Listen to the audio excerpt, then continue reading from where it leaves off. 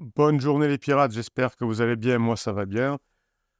C'est le dernier jour de la formation sur les barbares. Enfin, c'est pas le dernier jour puisque vous savez que ici on n'est pas une chaîne marketing, hein. Vous avez les formations qui sont disponibles tout le temps au même prix, autant le premier jour que le dernier, hein. Vous avez un catalogue de 150 formations, un descriptif de cette vidéo. Donc quand je vous dis c'est le dernier jour, c'est le dernier jour de la semaine où je vous parle des barbares, hein. Votre conjoint se comporte comme un barbare. À partir de demain, eh bien, on va parler d'autre chose. C'est normal. On va parler de notre formation. Vous la découvrirez dès demain matin.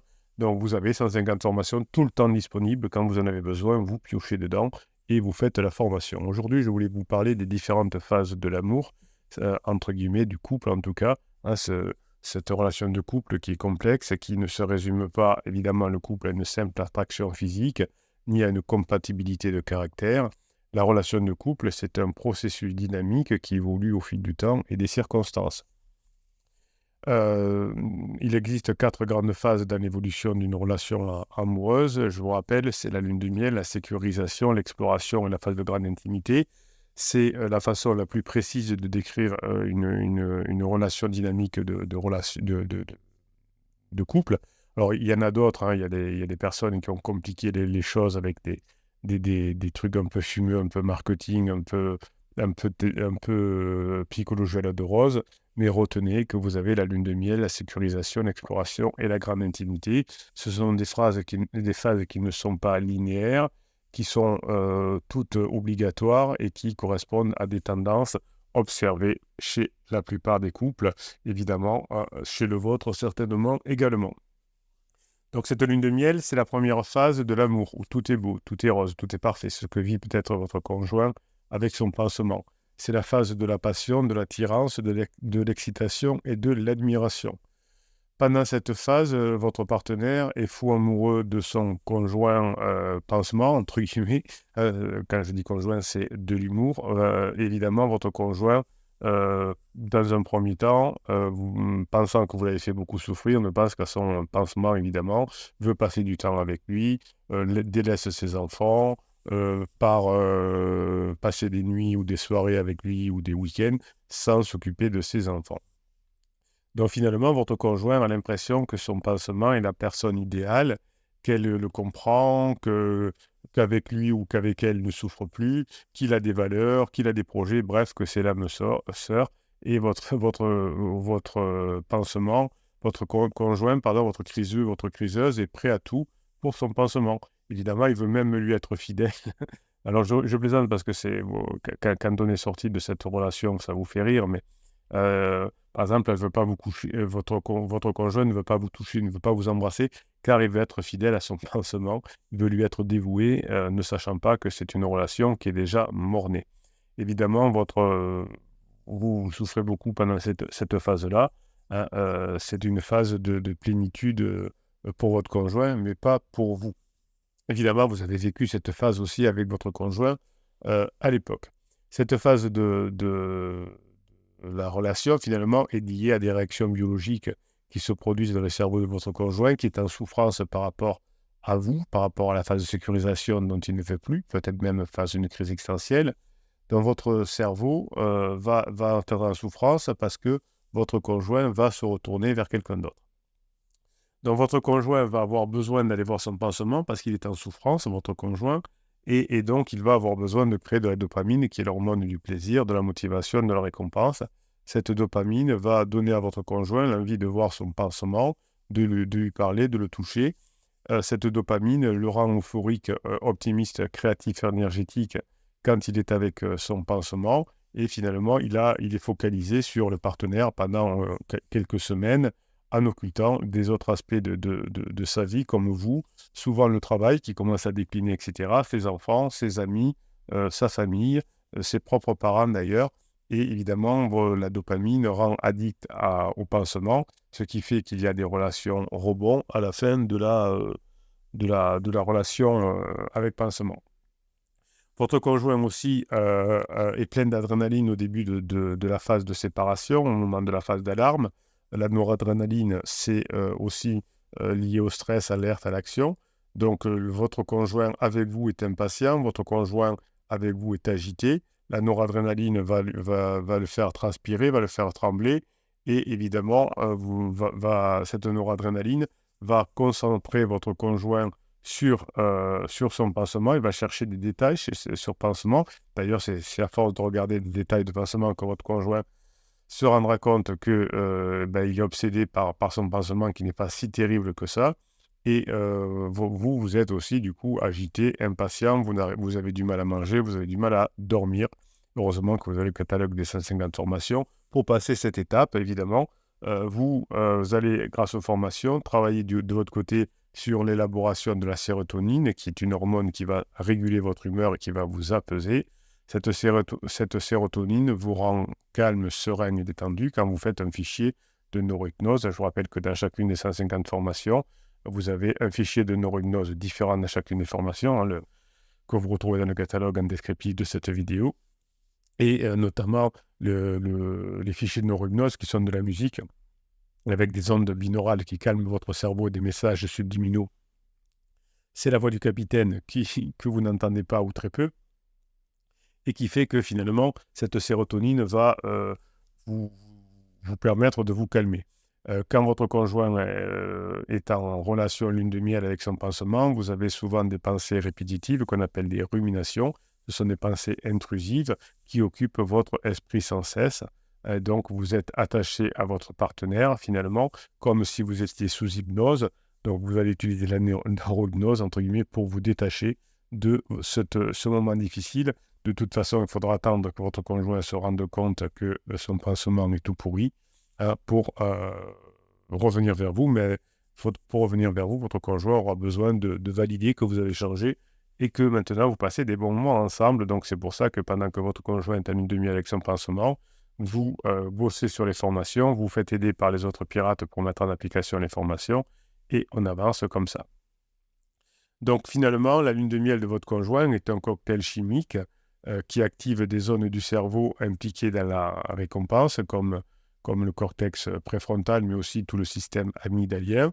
Et ces zones du cerveau, qui sont responsables des émotions, des motivations, des décisions et des jugements, font faire des bêtises à votre conjoint, puisque votre conjoint prend des décisions émotionnelles et non pas rationnelles. C'est ce qui va faire souffrir vos enfants, notamment si vous avez des enfants, car vos conjoints perdront la patience seront impatients avec leurs enfants et ça va souvent créer des liens aussi.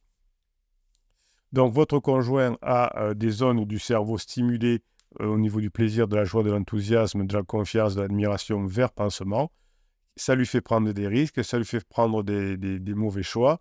Ça entraîne des projections de votre conjoint qui pense qu'il va se mettre ensemble entre guillemets, avec son pansement.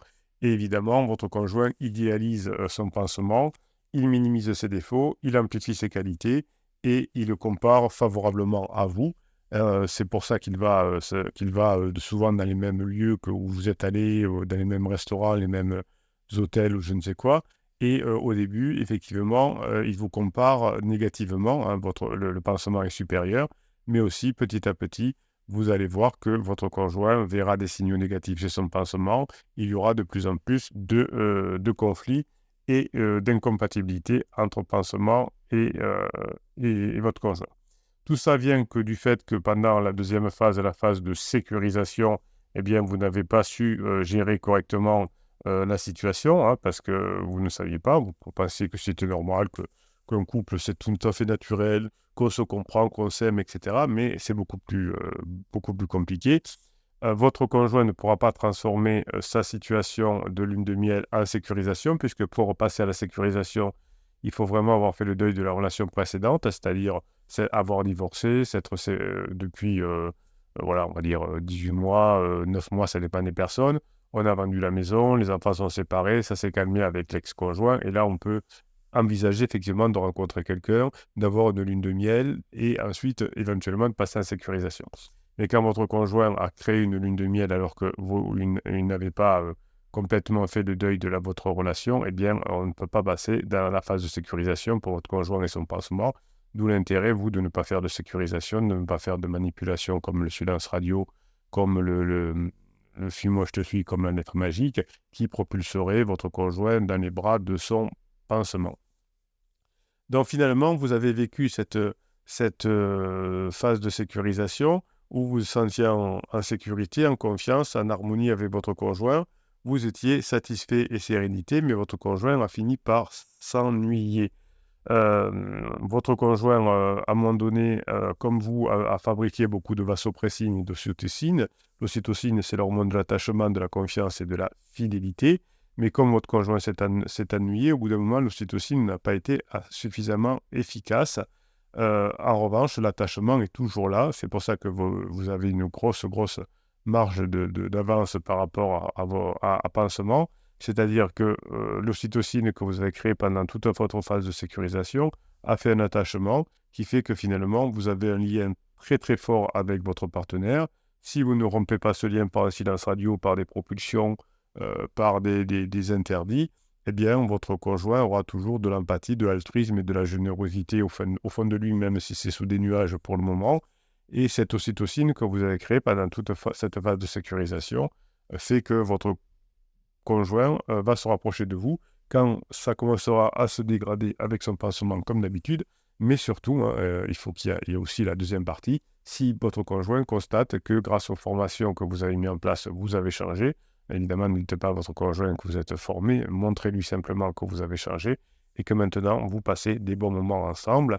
Vous allez profiter de cette ocytocine qui vous a relié à votre conjoint comme un cordon invisible. Et pendant toute la phase de sécurisation, votre conjoint s'est attaché à vous grâce à la vasopressine, qui est une hormone liée à la stabilité, à la protection et au côté territorial.